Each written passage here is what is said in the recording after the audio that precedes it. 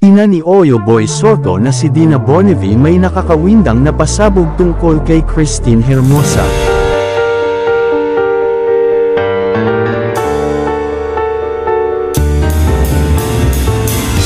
Malaki nga ang naging role ni Dina Bonnevie sa buhay ng mag-asawang Christine at Oyo Boy. Aside sa di umano'y nakikitira lamang di umano sina Oyo Boy sa bahay ay may mga nalalaman pa di umano ito sa mga nakaraan ni Christine.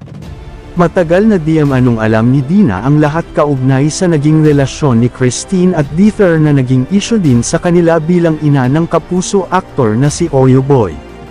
Maging si Dina ay todo protecta talaga para sa kanyang anak upang hindi ito masaktan pagdating ng panahon. Noon pa man daw ay tutol na si Dina kay Christine sapagkat ayaw di umano nitong saktan ang kanyang anak, ngunit dahil nga sa pagmamahal niya kay Oyo Boy ay tinanggap na lamang niya ito kahit na hindi niya gusto ang nasabing actress.